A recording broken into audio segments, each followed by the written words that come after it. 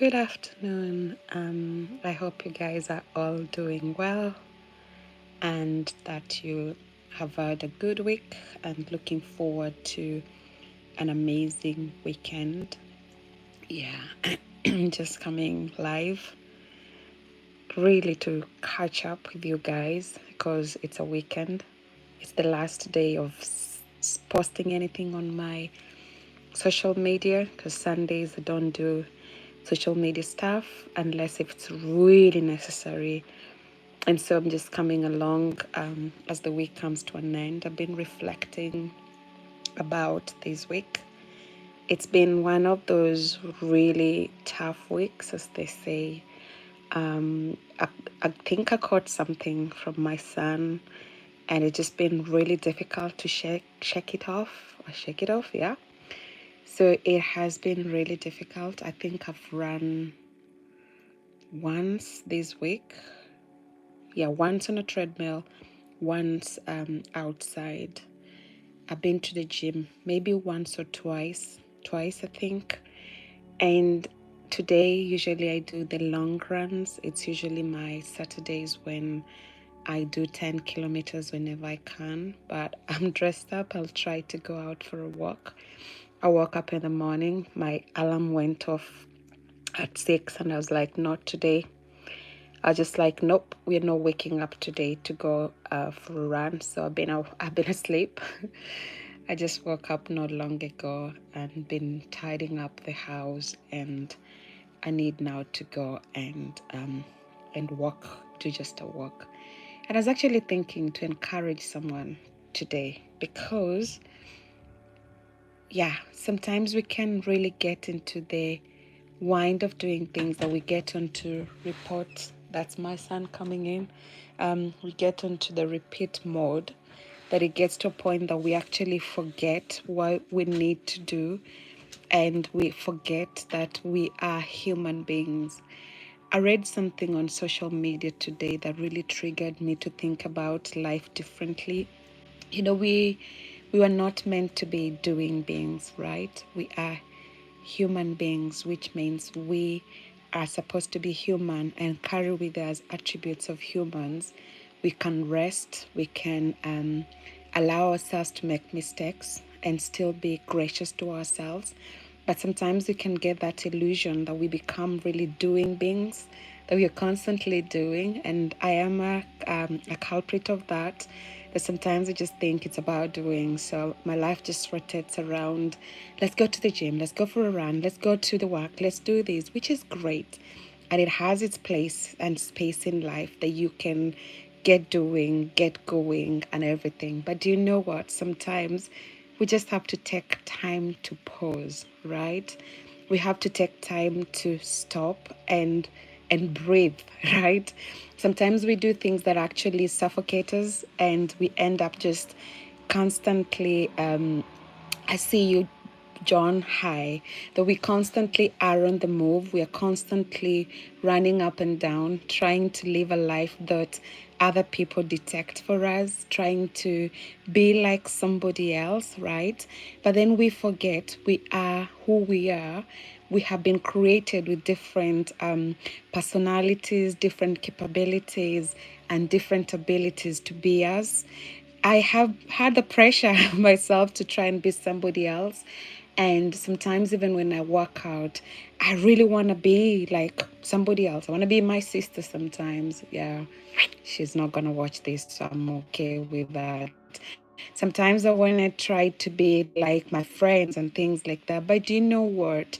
The most important thing, probably potentially as I'm growing older, is that be yourself, be you, do you. That's lesson number one that I'm learning. And lesson number two, learn to take rest, right? If your body says today we're not doing it, don't force it. There is a place where you can force it and then you end up injuring yourself just because you're trying to force things up. And I've had those moments as well. And like today, if my body has said no, I'm not going to force it. I'm just going to say, body, here we are. Come, let's sit down and have a dialogue and love on yourself, right? Yeah, you don't be the worst critic of yourself. Like we have already enemies outside there. people that will want you out of their lives, or maybe even potentially out of this world, right? So those will be people that I was surprised to hear recently, that you can actually find people that are praying day and night. They do midnight prayers. They don't sleep in the night, praying that you don't succeed in life, praying that your kids don't succeed, and all those kind of things. So there are evil people out there, right? And let those people who are evil be the judges and be the ones who are cruel on yourself, but don't be cruel on yourself. You can't, I mean, I'm a Christian, so all my references of my life, I try to derive them in the Bible. And the Bible says that you love your neighbors as you love yourself, right? How can you love your neighbor if you don't love yourself? The love with which you show others is just a testament of the love that you have yourself to yourself. And some of us really are, as I said, the greatest enemies of ourselves. So when we're doing exercise, obviously you're talking about total wellness on this channel, nutrition and health. When you're doing exercise, are you doing that because you love you? Or are you doing that because you just want to do it for the sake of doing it? I think that sometimes if we just change the things that we are doing around our lives and fill ourselves with kindness towards ourselves, fill ourselves with grace towards ourselves, and fill ourselves with our love for ourselves, we will go to run, right? We will live and go to run. Daily, I see you. We will go to run from the place of I love you, Claire. I'll take you out to exercise, right? You will do things for yourself that actually will even make you get better and have a better lifestyle and livelihood because you love yourself. I have a question for you guys who are watching live with me today. When did you date yourself the last time? Right? When did you ever just take yourself out and say, I'm going to go out today, I'm going to love on myself, I'm going to do something for me and not feel guilty? Maybe for some of us, it might just be getting some rest, right? And getting yourself to sleep a little bit more, to eat a little bit more better food, which can actually be a reflection of how you really treasure yourself, right? If you really love yourself, what is the kind of fuel that you're giving to your body? What is it that you're doing that shows really that you want to live a longer life, right? What is it that you're doing that will actually show yourself that you are innate committed to do life for the longer term, right? What are those things that you are actually so intentional on doing them so that you are feeding into yourself so you can overflow on others? If you are not feeding yourself and you're not looking after yourself, all that will overflow on others will be the hurts and the pains and the things around you. And those can actually impact your life as well. I was chatting to a friend of mine, Alex, after doing the Soul Care Wednesdays, and he was telling me something that really triggered my mind to think about life differently. And he was saying, like, most of us, we love to treat the symptoms, right? We love to look at the symptoms around us, but we never get to the root. Some of us, we are looking at the symptoms, which could be maybe we have underlying diseases, we have cancers or diabetes or whatever it is, and we go to the hospitals and we are medicating the symptoms, but we don't go to the root to understand what is it that is eating me deep within. That's why it's manifesting outside, right? I love the picture of a tree. If you have a tree, you could never, or you may never know how deep the roots are. But most of the time, we see the fruits, we see the leaves, we see the twigs, and all these kind of things. But when you start to look at the tree from the roots, you can actually know the longevity of that tree, which can actually be as a result of how deep is anchored. And some of us may just have to do that, looking at ourselves. How deep am I anchored in loving me? How deep am I anchored in getting the best of me? How deep am I anchored in being the best version of myself? How deep am I anchored? What are the things that I need so that at the end of the day, I can have those deep core relationships? I can have those deep things that I can do that actually make me a better person, that actually at the end of the day, I don't want to neglect me, that I start showing off those symptoms, the things that are coming out as a result of those pressures that we put to ourselves. As I was reading earlier on, I came across a friend who's saying, like, they spend a whole year in and out of hospital because of just lack of self-care, because of the lack of looking at their total well-being and their total wellness. And some of us, maybe it can be me included. I usually say when I talk about anything on YouTube, I don't just do it for the sake of doing it, and I don't just do it for the sake of the viewers. I do it for myself as well. And I'm always reminding myself, Claire, what are you doing that is feeding your inner man, that is feeding you, so that when everything else is gone, right? When all the things that you are looking at, your exercise regime, I stopped going to the gym today or running today, when everything else is stripped away, what is it that I will stay with that will be my anchor, that I can look back and say, I invested this and it stays forever, right? Some of us, I usually, when I teach my students, I tell them, when you're eating the food that you eat, the things that you do in your younger years are actually investments that you will need to come back to in your older years. Some of us that may be in our teens, in our 20s, 30s, 40s, 50s, 60s, wherever. When you are younger, you are in your 10s, your 20s, your 30s. I personally found when I was before I hit 30s, I was really easy to lose. It was so easy for me to lose weight, right? I just went, ate whatever I wanted, and within 6 months, I would be like 10 kilos, here we go, we are gone and gone.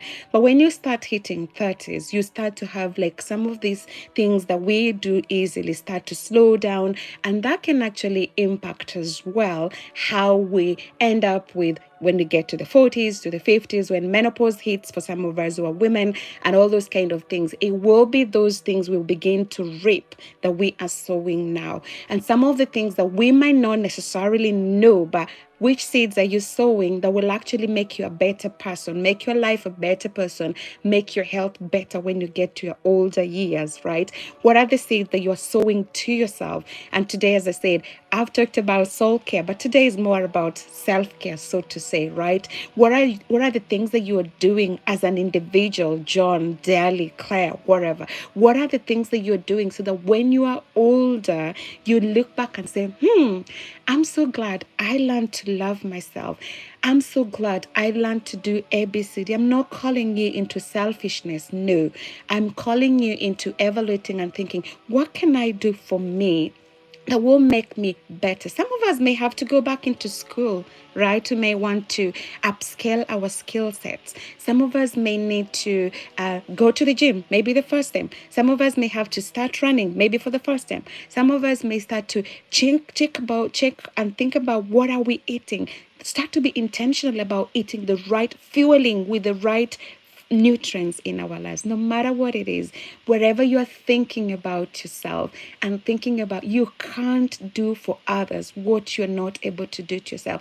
And as I say, do not be critical about yourself. There's a world out there that is already judging us, right? There's a world that out there that is already ready to throw stones at you. There is ready to condemn you for your mistakes and your shortfallings and shortcomings. Do not be the worst enemy of yourself. Love yourself into health. Love yourself into better life. Love yourself into a healthier, thriving body. When you go out to exercise, let it be you're motivated by the love. I love Claire so much that I can take her out for a run. I love Claire so much that I can invest in her by ensuring she has a new skill set, right? By ensuring that she understands something. When is the last time you read something that will lift up your soul, that will make you feel much more better as a person?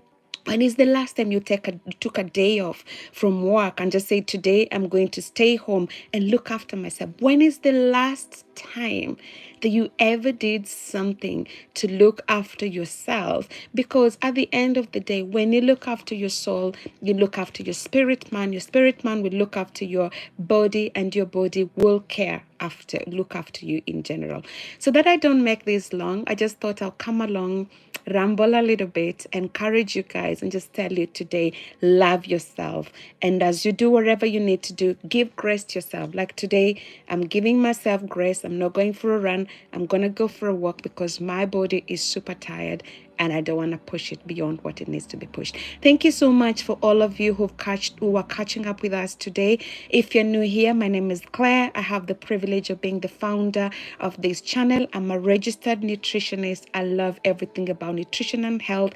I'm a fitness enthusiast, and that's hence why if you scroll through the videos that I post on here.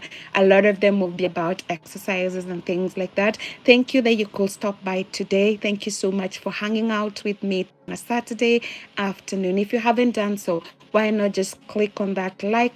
Your supporters continue doing what you're doing for a longer time, or even that will go a long way as well in supporting the work that we are doing. My prayer for you is that you will prosper and be in good health even as your soul prospers. Know that you're loved, celebrated, and appreciated. Until next time, God bless and much love from me. Mwah. See you soon. Goodbye.